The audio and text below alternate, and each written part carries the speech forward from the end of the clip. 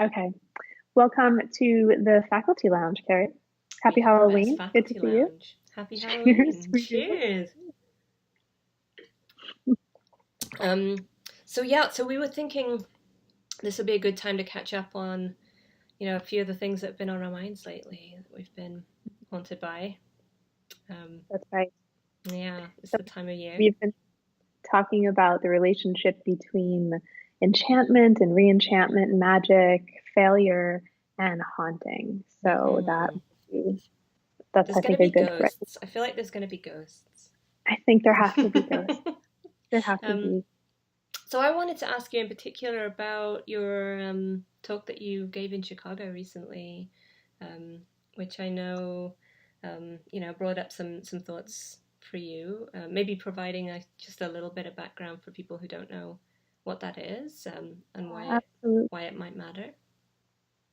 So I was super fortunate to be invited to be part of this really amazing event called Disciplines of Experiment in Chicago just last weekend. And basically, what it was is kind of a day and a half or an evening and a day where a group of invited, like artists who worked in various media, performance people, game designers, humanists, social scientists, musicians, whatever I am. There's a scientist even kind of came together. And the prompt, as I understood it, was we're inviting you because you do something interesting around experimentation and disciplinarity. So you have 30 to 45 minutes, experiment, which was just What a great prompt. which was is amazing. It was amazing, and so um, I was fortunate to be one of the keynotes, and basically, I used my time to present work from a new project that's looking at the relationship between DJing, history, and translation as resonant crafts, as basically the same practice, and as storytelling practices.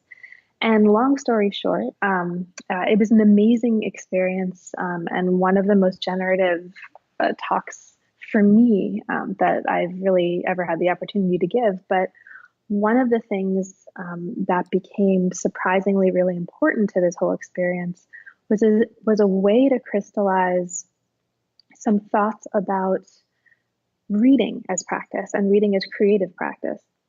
So I've been working on this other book and other projects on the work of Willem Flusser Hmm and his work on gesture. And there's a point in one of his pieces on gesture, and I think it's on the gesture of smoking a pipe, where he makes this kind of offhand remark that in recognizing gestures that other people have done, gestures out in the world, in that moment, you're recognizing yourself. And the moment of self recognition as an event is an event that calls down gods, really literally calls down gods. And that's Tell me been, what gods are. yeah, so this is so interesting because I don't know. Hmm They're not, big or little dudes with beards, maybe, I hmm don't know, hmm but as I understand the point that he's making about gods, and it's really as I understand it, and I'm kind of making my own thing out of it now. I wouldn't necessarily attribute this directly to him, like who knows what he would think, but it's a way of thinking about enchantment, right, hmm and re-enchantment. So gods, it's kind of a stand-in for thinking about the potentialities and the possibilities that we have for making magic in the world. So, and it's all related to how we pay attention, to how we attend. So basically, this crystallization of this idea that the attention we pay to the world makes it into itself and has the potential to enchant it, and that we have the responsibility to do that rather than sitting and waiting for like the shitstorm, right, of the previous however many like years now we've been in this, to somehow resolve itself, right, or that hmm somehow things will get better, So, somehow the I'm sort of trying to put handles on this. So yeah. putting magic, putting meaning, putting spirit into the world So is part of what we have to do, or part of our So, responsibility as humans, or as scholars, so, or so kind of both, right? So yeah. this is, so I brought up reading as the way into this. Mm-hmm. One of the things that's become really central to the work that I've been doing recently has been trying to practice and model and advocate for thinking about reading as a constructive and productive act, not necessarily as something that Mm-hmm. helps you get at the right answer so then you can make stuff after that, but really reading as a form of making, right? Right. Like at the that Active. event, Mm-hmm. really, and like that event of you reading something is a creative event, and you're making something, even if what's happening in that act and in that event doesn't subsequently get written down in a form that becomes a commodity, right? That Sure. becomes kind of circulatable. Like that in itself is an event and is enough. Mm-hmm. So if reading is ultimately a form of paying attention, Mm-hmm. and if paying attention is a way of enchanting the world, then reading can be a practice of enchantment. And so this is what this talk basically became, is taking one page of one text from a Manchu text about anatomy from the early 18th century and offering 10 different ways of reading it, sort of like you would read a tarot card, actually. And it Mm-hmm. was Mm-hmm. Mm-hmm. set up like I was 10 just different tarot. thinking about, when That's we how talk it was about set up. reading stars, palms, cards, we use the same word, Exactly. reading, for all of these things. And, um, we Exactly. obviously don't just mean literally saying what words are there, or, you know, Exactly.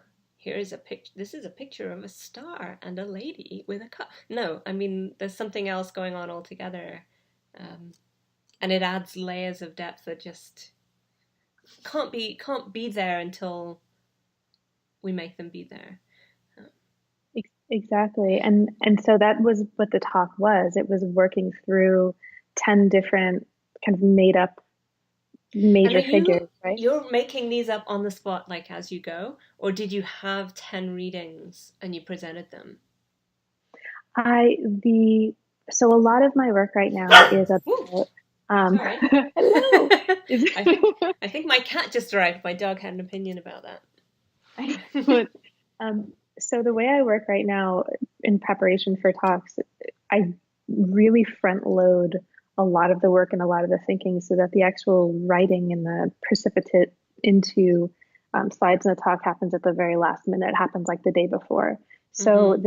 this reading reading this page the way you might read a tarot reading, like do a tarot reading, just Mm-hmm. came like the day before. And so I thought of 10 different practices or 10 different kinds of practitioner who might bring a kind of sensibility Mm. to the text that might help make it into something um, So, other than it might have been so you otherwise. almost So, had the like butcher. right. So you almost have like your own narrators or characters So, involved I in became this process of reading your precisely. text for you. Yeah. So, what I did is I began the lecture 10 times, and I began it by stating that now I'm the magician, now I'm Mm-hmm. the butcher, Mm-hmm. I'm the brewer, Mm-hmm. and each one of them um, involved behind me or kind of like on the screen, taking the text apart in a different way, remixing it and making it into a photo album of gods or the picture of an orchestra and the music that it was playing or something else. And This use so of the word yeah, so remix. well, and that all brings it back to the first thing I said, right, which was DJing, history and translation. Did So, you did you so actually do any DJing as part of the piece, So or for me, the entire piece was DJing, but I it's wasn't using a controller. So the gotcha? work, really, really intense work with the controller, happened in the months prior to this talk. When I thought what I was doing was trying to figure out a way to translate the document that I was working on into a form that was kind of consumable by, I have a Traktor S8, so by the Traktor S8 DJ controller, so that I could remix the way you would Mm-hmm. remix, you know, Mm-hmm. Kanye or whatever, Yeah. in situ. And I realized pretty quickly in that process that that was probably the most superficial way of thinking about using the equipment. So what I switched to instead was spending just like 5, 7, 8 hours at a time, days and days and days in a row, just working with like two songs with my DJing software, keeping a notebook Hmm. and doing a kind of autoethnography, recording what it was, like the way that my mind and my body were attending when I was doing this, and then coming back out and trying to attend in a resonant way to the Hmm. document. And so the talk was remixing, it was Hmm. DJing, but it didn't look like using a controller. Sure. And it was all about trying to um, contribute to reading as a form of enchantment and sending little possibilities of little gods out into the world. I'm interested in this language of calling down gods too, because to me there's a slightly different spin in that, which is that the gods are sort of there waiting to be called upon, and then one kind of, you know, grabs Right. one. Um, and I'm wondering if that's how you see it, or if that's just a piece of language that is it Flusa uses. I forget where that Yeah, language comes from originally. you're right. I think I'm remembering this language in the Flusser, but really what I mean is not so much calling down as sort of calling or bringing into existence Hmm. what had previously been potential. Conjuring up or something like Conjuring, that. exactly, conjuring. That's Yeah. better. Hmm. Hmm. Conjuring God. There's a So word for summoning, but then maybe that's too I aggressive. like conjuring. Conjuring also sort of like it seems like you're doing it with your hands, like as well Right. as, and that's, Hmm. that's me. There's some making of But, some sort. right. So one of the other things that came up was something that we've been talking about in the kind of week or so since, and that gets back to one of the themes of the symposium in the first place, which was experiment. Mm. So Hmm. closing Right. conversation, right? In Hmm. the closing conversation, we were reflecting as a group on the different ways that experimentation, experimental were being interpreted and kind of deployed and used by different participants in the symposium. And one of the things that seemed consistently to come up in a lot of our discussions and presentations, including mine, and I'll get to that in a moment, was this idea of productive failure. This kind of idea that one of Mm. the ways that an experimental spirit was somehow an improvement over the status quo was that it encouraged a kind of freedom to potentially fail because Right. the kind of Because your productive experiment may failure. go wrong or give you no Exactly. result or not the result you wanted. And yeah. Hmm. Exactly. Yeah. And so what became increasingly clear in the context of this closing conversation is that, at least for me, I started being troubled by my own invocation of this concept. I mean, I had not Productive failure. productive failure. And I started really thinking, well, once you make failure productive,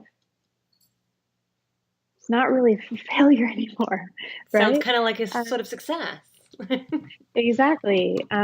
Exactly. And so I'd actually love to hear some of your thoughts on this because this is this idea that to make it okay to fail, to bring it into the conversation, we make it into one more successful product ultimately Right. is Right. something that I think really, I mean, doesn't work. Well, I think it's, yeah, I think when you first mentioned this to me, I can remember you texting me some ideas about this, and I was just like, this is very resonant, and I hadn't put my finger on it properly before. Um, but this feeling that there's a real attempt made in a lot of contexts to tame failure, right? To make it into something it's not, so that it's more bearable, right? So we can deal with it. So sometimes people talk about failing forward, right? Or yes, you learn so much by failing, and no doubt that's true, but it is an attempt, I think, to repackage failure as a sort of success, just a different kind than the one maybe you were thinking of, and that defines failure out of like real failure, the sucky kind of failure. right? That has you do not benefit. You do not have a valuable learning experience. You merely fail. You fall on your face. It's embarrassing. Maybe you are, maybe it's costly. Maybe it's devastating. Whatever it is, that's a real thing and a real experiment. I feel like has to be open to the possibility not just of the nice kind of failure, but also Mhm. that kind. Otherwise, you were sort of dancing over a safety net the whole time. Do you know what I mean? Absolutely. I mean, this is, I think for a lot of us now, this is a very important and very powerful question. Sort of, how do you, what do we do with, what do we do in failure, right? Because if a lot of people are dealing with a lot of difficult stuff right now, it's a hard time to be to be actually it's a Yeah, hard full time stop. to That's the end of be the in a sentence lot of there. Yeah. ways. Yeah. So the question of, I mean, what happens with the, you do something, you try something, something happens, and like it goes wrong. You feel Mm-hmm. like crap. Someone gets harmed. Mm-hmm. Where's the place for dwelling in, making in, thinking about how to be that allows failure to be failure, that Mm-hmm. allows, that doesn't tame that, but that Right. still finds a way to exist in the midst of what is not redeemed, what is not redeemable, Mm-hmm. Yeah. right? Yeah. I and that like I when you were talking to me about this, I think it might have been in the context of a discussion where we were already sort of thinking about ghosts maybe or about hauntings. And maybe this is just the time of year and the influence of the time of year, but I do feel like there is something about what we are afraid of in real failure. Um, that that, for example, is the kind of thing that I think is motivating people when they don't try to do their best at something. They don't push out the boat. They don't really kind of, in case they can't do it, and they're forced. If their best effort fails, and they're forced to eventually, I think, to turn a lens on themselves that's not flattering. And I feel as if ultimately a lot of these fears of failure um, are feelings of discomfort with ourselves or our potential selves or our selves as they lack certain kinds of potential that if we never test, we'll never have to find out whether they lack it or not. And there's this really kind of, and there's something that I think is genuinely terrifying about that psychologically, and that we're haunted in a lot of cases by either actual past failures, the non-tamed past failures, or sometimes by the potential of them, by the potential future failures, or indeed by possible futures in which we do manage to pull off whatever it is that we're thinking we might be able to pull off. We're haunted by both of these kind of angels and demons of our own potential selves. And Mezzo, just relax, okay? It's just a cat. Um, Speaking of things that are completely terrifying.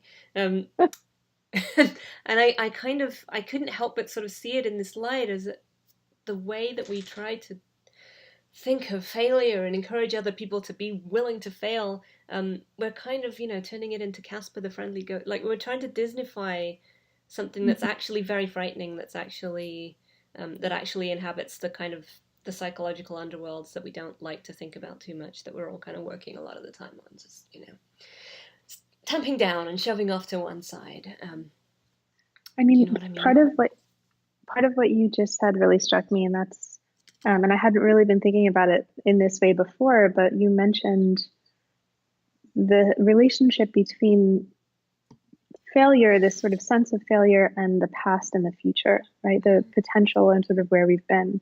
And it really seems like there's something here about the extension of self in time, right? And the perception of ourselves as persisting in that kind of dimension Yeah. that Oh, there has to is be, some, because otherwise the present failure wouldn't matter at all, right? It has to have some weight outside of its own moment that makes us fear I it. mean, fear exists in time, right? Hmm. Fundamentally. I mean, it's fundamentally temporal, like in Right. that way that you're describing. And that's, I think that's just really productive and interesting to think with.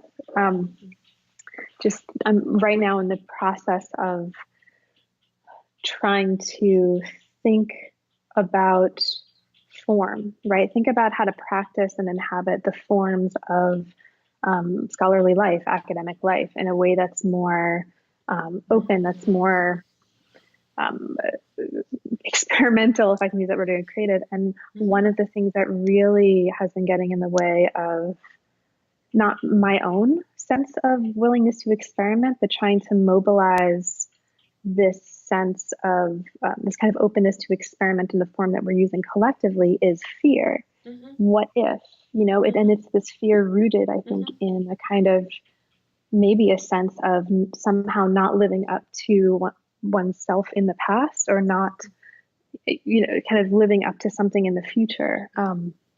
Yeah. You've So been, in the so I'll just add. You can ask that question in a second, but I just want to add to that it's a very kind of potent. I think a very kind of potent piece of that puzzle that a lot of life as a scholar or an academic is premised around thoughts of future reward, which may take the form of, say, financial security, based on one's current products, right? And so there's a certain kind of academic product that is much safer if you are aiming at tenure, if you are aiming at a position in a certain kind of university.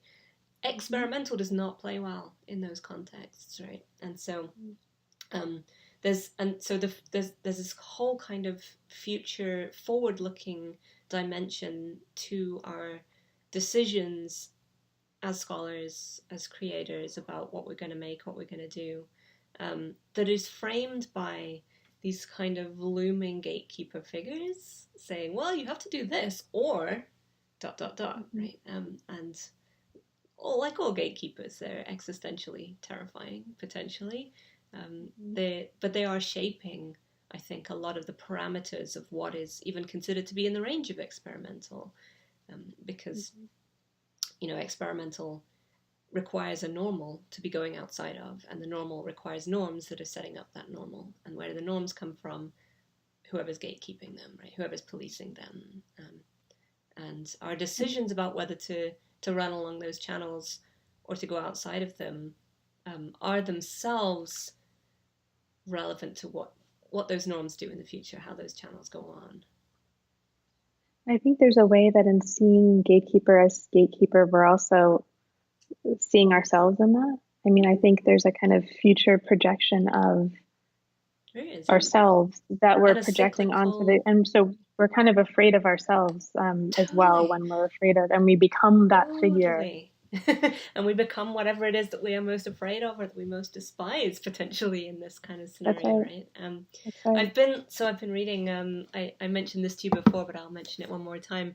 Maureen Medved's new novel, Black Star, which I'm just going to give a big shout out to for anyone who's interested. This is a novel about a woman, an academic, a philosophy professor, indeed, coming up for tenure, and there's a lot of satire about academic life in there, but there's a real kind of like grinding depth underneath that she's exploring that I think is completely fascinating and beautifully written as well, and I think she's kind of putting her fingers on some of the things that we're talking about here, right? The way that norm channels one's energy, one's entire kind of productive and creative spirit in certain directions. And then resistance to that is deliberate resistance to that, right? It determines what would count as safe, what would count as experimental. I mean, in this book, the character has to produce a second monograph, right? That's her thing. Like, yeah, this is very common in a lot of academic fields, right? Where's your second book? When you get your second book, you get your promotion, right? And I mean, and she's been years and years in the making of it, right? This is part of the part of her building angst and building tension, but not the real underlying part of it. But anyway, so Mhm. all this to say, I think there is something going on right now, actually, where this is just out. This is like March, where people are not quite. I don't want to say like necessarily analyzing, although that might be part of it, but putting their finger on these issues in a really interesting way. There's something very zeitgeisty here that we're Mhm. trying to unpick, I think, all of us who are doing this kind of work together. So Yeah. yeah, I think it's not coincidence that you and I are having this kind of conversation right now. I don't think Mhm. we're the only ones who are thinking this way, um, or feeling these kinds of, or raising these kinds of questions and having these kinds of thoughts in Mhm. reply. But I realize now I cut you off a long time ago, No, and no, you were no, going to not at ask all. And I think something else. the sense that we're not the only ones who feel this way, I think is very much behind the decision to do something that might otherwise seem completely counter to that, which Yeah, is to record ourselves having a conversation about this, right? I exactly mean, this is right, right. obviously like this is not Why would we record for us. this? Right. Exactly. It's very much about what you just mentioned. Yeah. But speaking of experimenting with form and speaking of thinking with Yes. ghosts, Yes. you have just made this gorgeous, amazing song that we're going to make available to readers, listeners of the site. And I would love for you to say a little bit about Yeah. the genesis of the song, kind of what's going on. Tell us about Yeah, Hamlet. I'll happily do this. So it's a song about ghosts and hauntings. It's a song about loss and the kind of loss that is not necessarily you know tameable or tamed. Um, Mhm. and I kind now that I'm thinking about it actually in this connection, um, I think that loss and failure, death and failure can sort of go hand in hand pretty cleanly. In these cases where failure is really allowed to be itself, it can be a kind of loss or a kind of death of something, and it could be grieved and mourned perhaps in a similar way. But the song, it's actually part of my MFA in creative writing. I'm taking a songwriting class right now with Tarek Hussein. It's an excellent class. One of our projects was to write an elegy for someone who is dead.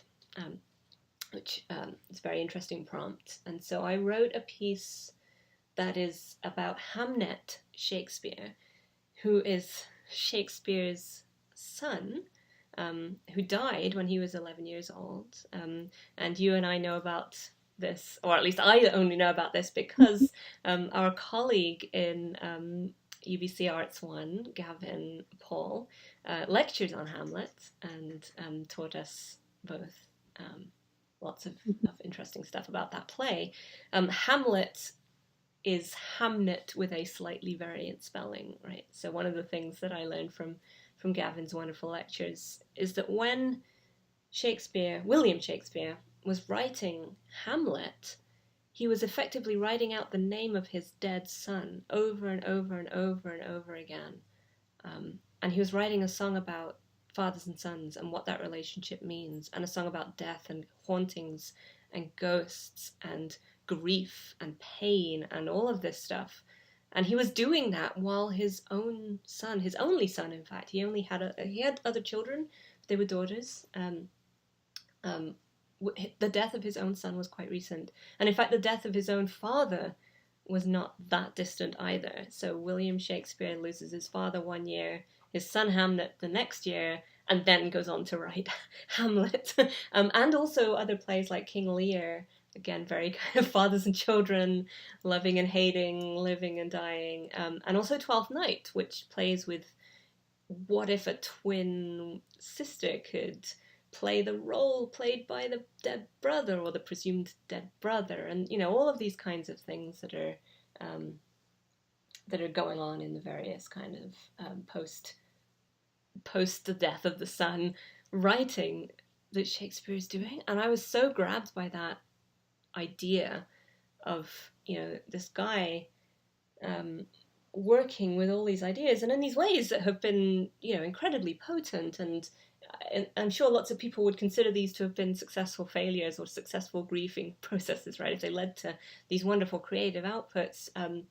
But at the same time, um, the way that I was trying to imagine myself sort of into what that might have felt like, it would have been a complete failure as an attempt to do anything that would deal with the actual grinding tragedy of the situation, right? Which is your son is dead. It doesn't matter if you write beautiful plays, that's nice. Your son is still dead, and that's, there is no alleviating, there is no solving, there is no making that into really a success story. There's only what else you can do, what else you do, however good that is. And what I ended up creating is a song that, I say song, actually it's mostly whispered. There's very little singing in this song, that that looks at these ideas of like what you do when you can't do what you need to do, right? So I use that idea of, William Shakespeare sitting over his desk trying to write, trying to speak for his dead son. Like, what are you going to say? What are you going to do with that? And I came out of it by the end of the song. It's raising questions about like what we do, we as in the living, what we do, given that we cannot always do what needs to be done. We can't always say what needs to be said. There's not always an adequate response to the world, to tragedy, to whatever it is that we're trying to talk back to. And so I ended up creating this thing that's, like I said, mostly whispered and multi-layered. So the whispering's not even particularly easy to hear, particularly clean. So the words kind of come in and out, and that's intentional. The other thing that it does is it plays with, did I talk to you about this? It plays with ASMR effects, and what does it stand for? Auto something sensory something response, meridian. I don't know.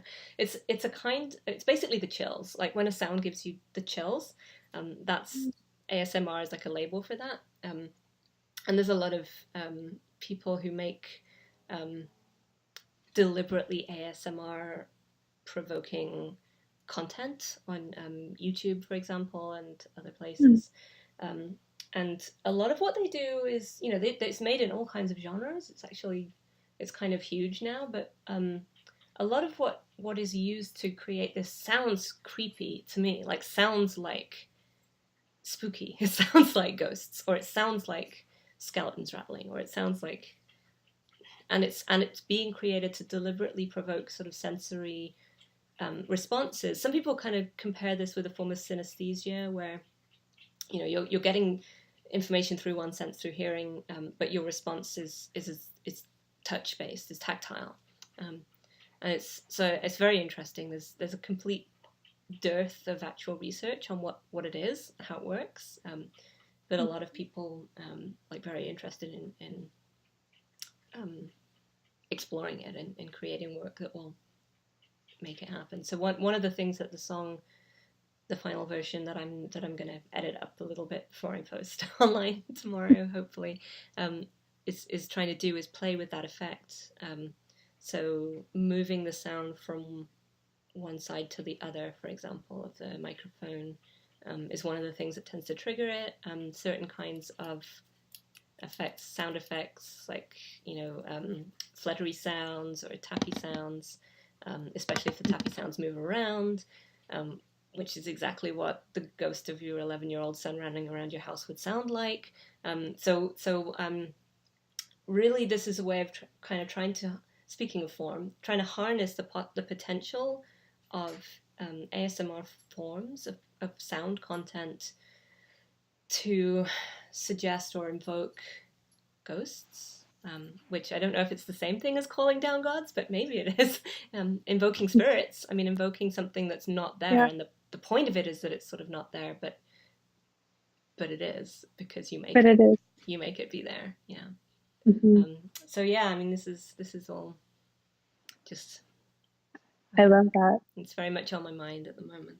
But yeah, I mean, massive thanks to Gavin for his Hamlet lectures that gave me all the necessary. Yeah, cheers.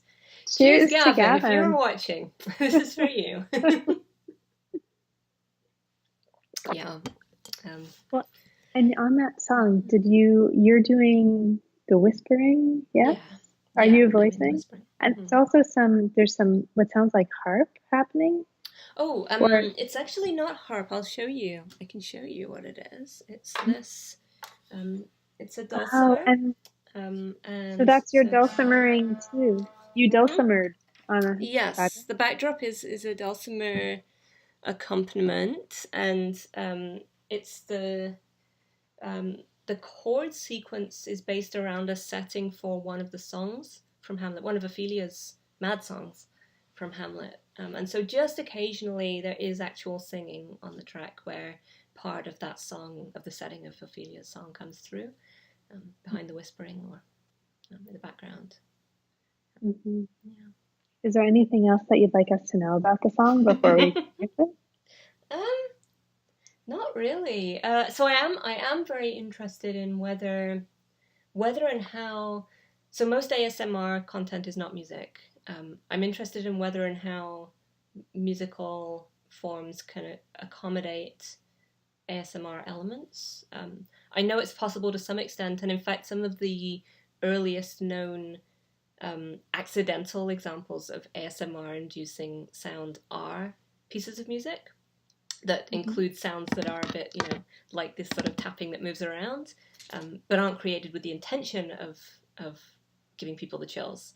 But they do in fact do that.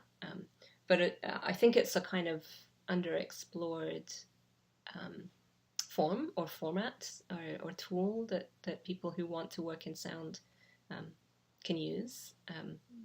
What I don't actually know, and this is just because I think that the research hasn't been done, is whether everyone can experience ASMR.